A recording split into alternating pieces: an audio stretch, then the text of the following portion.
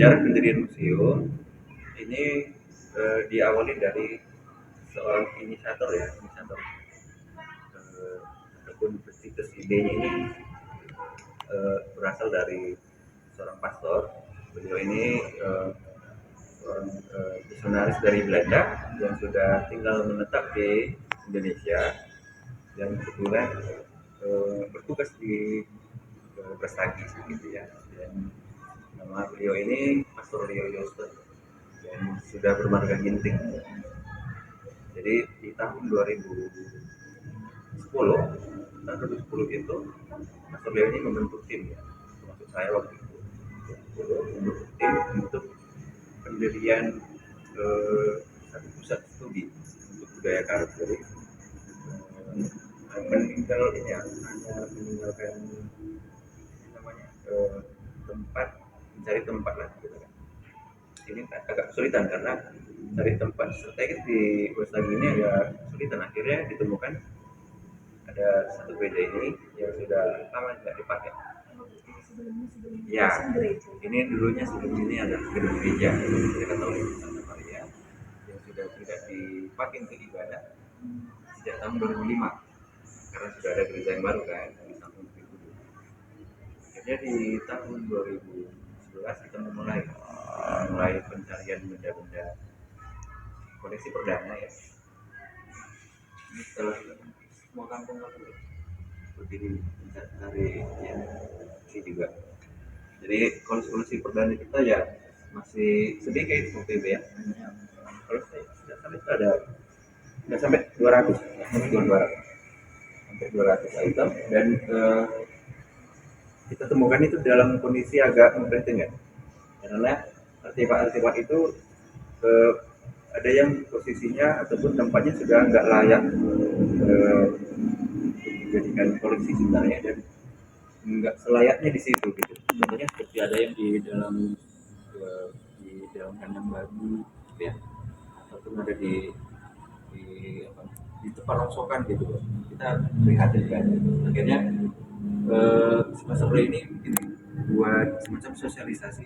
Kita akan membuat museum bagi yang mau berkontribusi boleh mengantarkan barang-barangnya gitu ya. Jadi ada yang mengantarkan barang-barangnya ke museum ini langsung dan kita ada yang langsung kita cari di setiap hari gitu ya sepanjang 2011 ke 2012 itu sepanjang minggu kita terus cari gitu ya. Akhirnya berhasil mendapatkan sekitar hampir 200 barang dan itu kita jadikan koleksi perdana museum ini. Dan di tahun 2013 museum ini sudah bisa diresmikan tepatnya tanggal 9 Februari 2013. Itu sejarah singkatnya begitu. Dan koleksinya ini ada sekarang kita punya koleksi museumnya sekitar 1.200 sih. 1.200 barang ya, ada sekitar 100-an barang masih di storage atau di gudang gitu.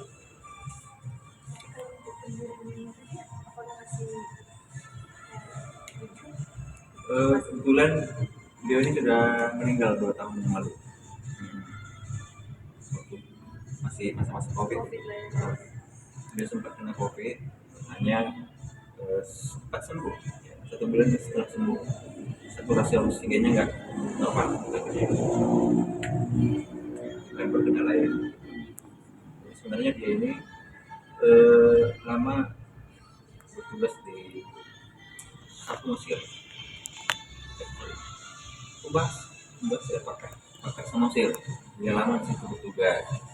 Di situ dia sudah dapat pangkat Simbolon, gitu ya.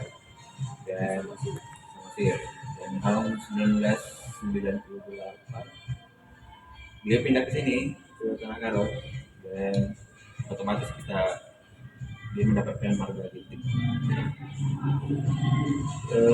Ini hasil ini dapat penghargaan dari Kementerian sebagai anugerah budaya dan penghargaan mahasiswa seni tradisi untuk kategori lestari budaya. Ya. Jadi tahun 2018 itu beliau dapat penghargaan karena bangun satu museum di Brastagi dan satu museum lagi di Samosir. Ya, ada 2 museum. Museum Pusakawata itu di Panturan. Kemudian bangun satu Gereja Katolik Inkulturasi Karo. Jadi ada gereja baru yang sekarang ini yang di satu Bukit Guru itu gereja dengan gaya kearifan lokal rumah adat Karo gitu ya. Dan dia bangun juga di Sanusi gitu. Dan beliau juga membuat beberapa kamus Indonesia Batak, Batak Indonesia gitu, dan ada bahasa Karo juga dan beberapa buku budaya. Akhirnya atas dedikasinya itu bisa mendapatkan penghargaan. Gitu. Berarti kalau untuk di sini Iya, hanya saya yang bertahan karena ada juga ada orang seleksi alam. Seleksi alam. Oke, ada lagi. Oke, terima kasih. baik. Jadi sebelumnya kami udah lihat ya di sini. Kami penasaran nih untuk yang ini tudung ini pakai sama wanita di Barok itu kenapa sih bentuknya itu, terus fungsinya apa? Baik, pertama tudung itu bukan hanya sebagai hiasan sebenarnya ya, tapi normalnya dia dalam kehidupan orang Karo dipakai sebagai pelindung kepala, gitu ya. Jadi dulunya orang Karo dulu sekalipun tidak ada seremonial ataupun upacara adat, mereka kebanyakan memakai tudung dalam kegiatan sehari-hari, terutama kaum ibu ya.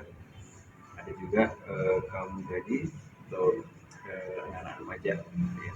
Jadi fungsi utamanya itu untuk melindungi kepala dan juga dijadikan kuda-kuda untuk membawa beban. Ya, seperti contohnya membawa air dari sungai, mereka meletakkan di atas tudung. Jadi beban yang mereka bawa itu dibantu sama tudung. Ya, itu fungsi pertama.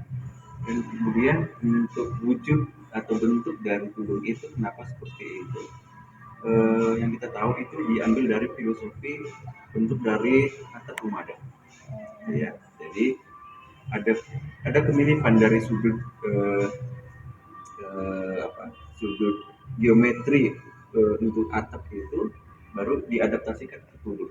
Begitu juga sama ini bulang-bulang untuk laki-laki itu diadaptasi ke situ ya. Filosofinya itu supaya dasar adatnya tetap ada di dalam ose ya, ini namanya ose ya, pakaian lengkap untuk orang Karo namanya ose, jadi diterapkan ke situ gitu kira-kira. Cukup tidak? Ya.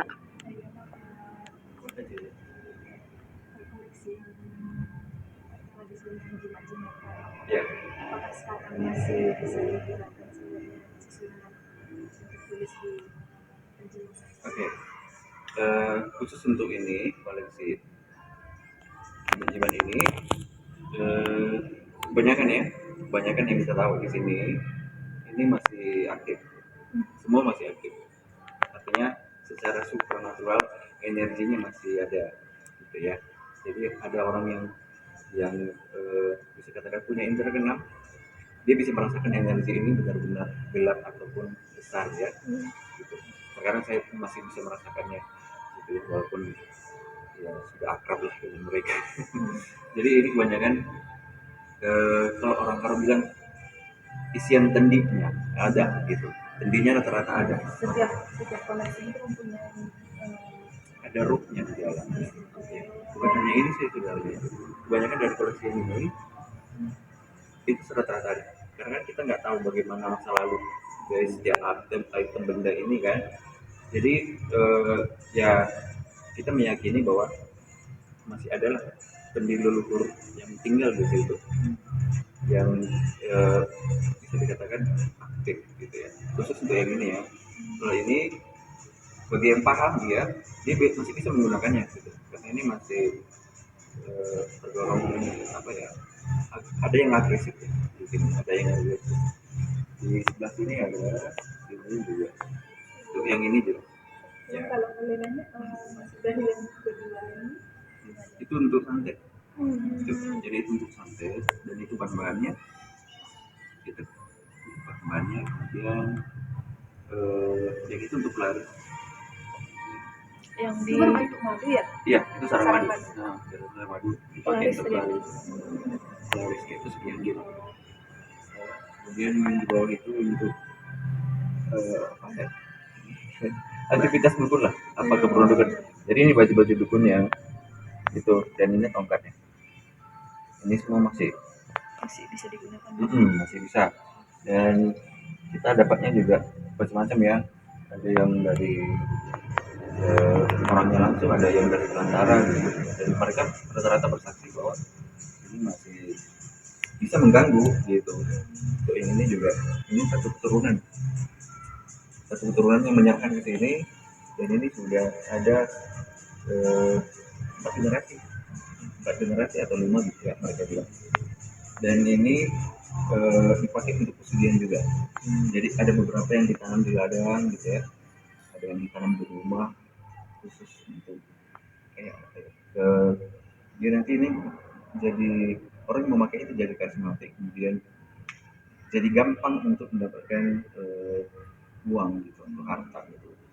Jadi dari kesaksian mereka ini memang benar-benar memberikan banyak apa ya, harta lah ya, harta instan gitu. Jadi ada tumbal yang terjadi di dalam keluarga itu. Jadi tumbalnya apa? Setiap keturunan laki-laki itu habis. Tuh, jadi yang menyerahkan ini semua sudah dana. Ya, gitu. Sudah habis. Hanya tinggal beberapa lagi yang mereka ada keturunannya. Jadi ada satu kampung di dekat Jukar sana, jadi jauh. Dan mereka kumpulkan semua ini.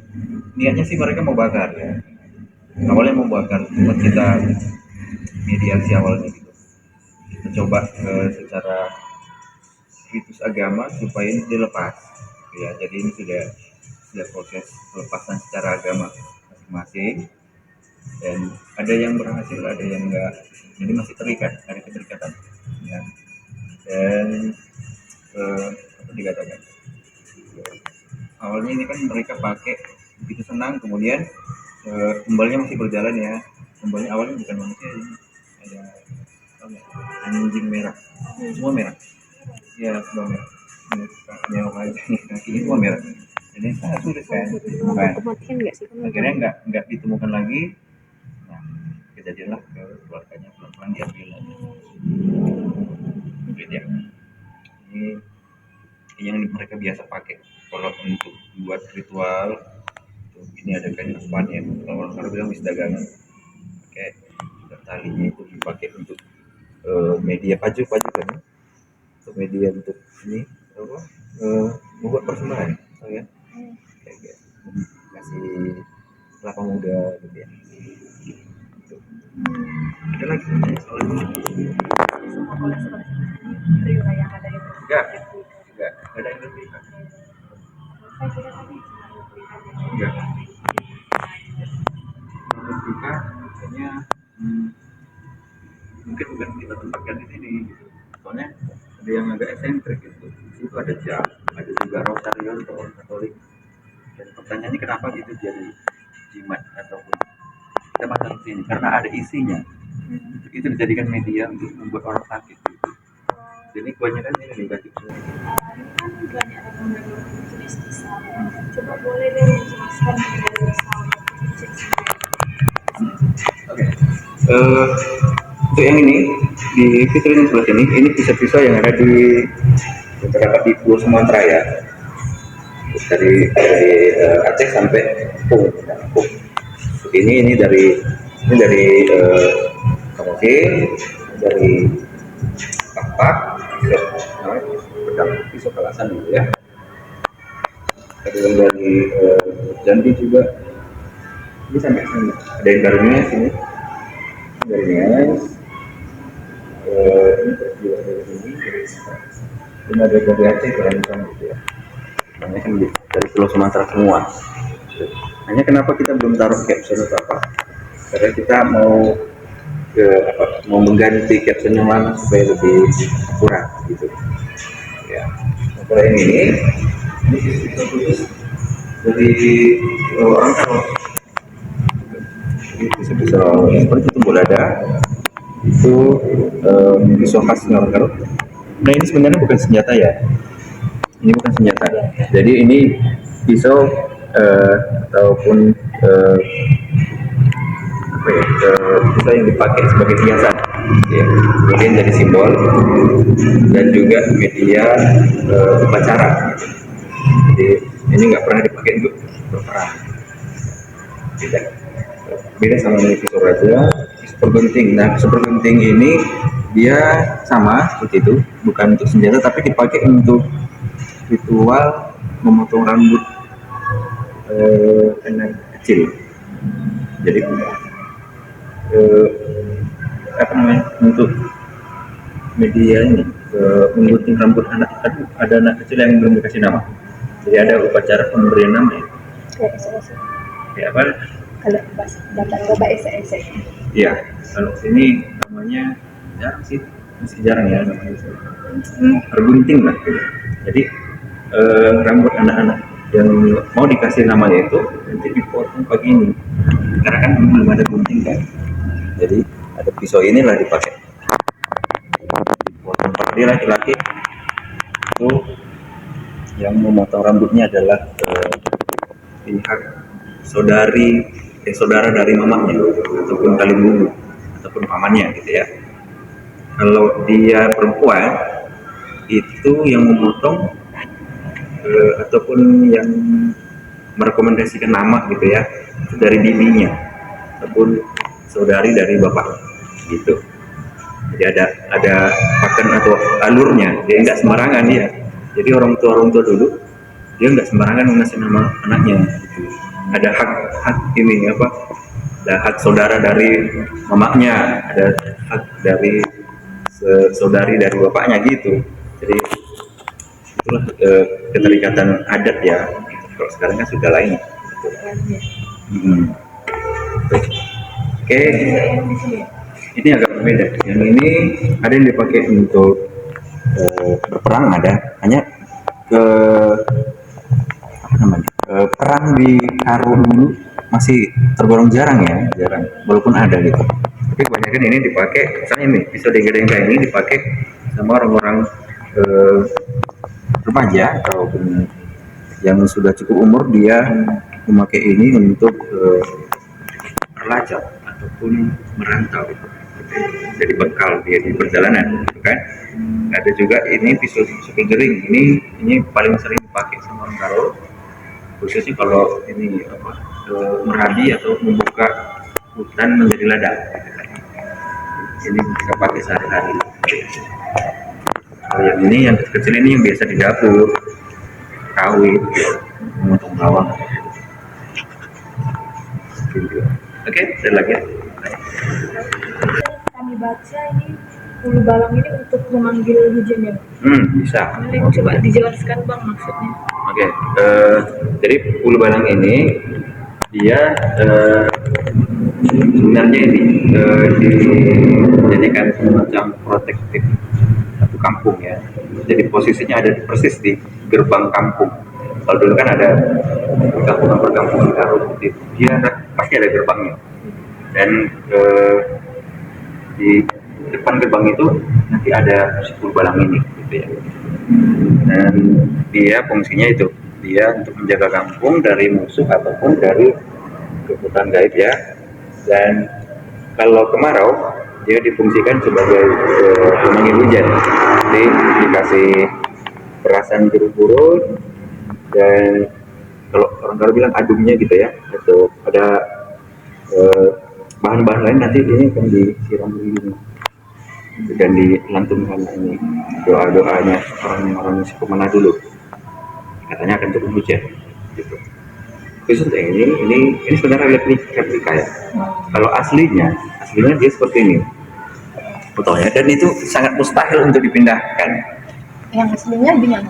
Di kampung masing-masing, di kampung orang Karo masih ada, hanya mungkin nggak begitu di ini kan. Jadi kali itu memang nyata hujannya turun. Kalau orang tua kita bilang dulu iya,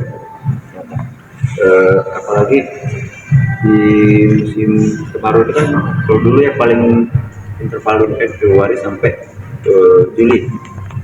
Ini ini akan dilakukan selama 1 atau 2 bulan ya.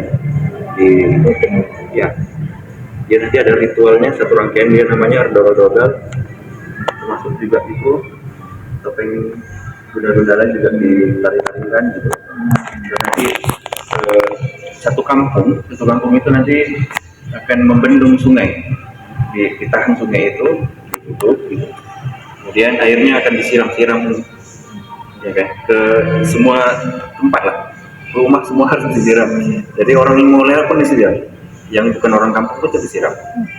Ya, kami pun pernah disiram karena kami pernah lewat dari Munte itu. Hanya lewat aja, tapi mereka memaksa membuka kaca mobil dan harus disiram.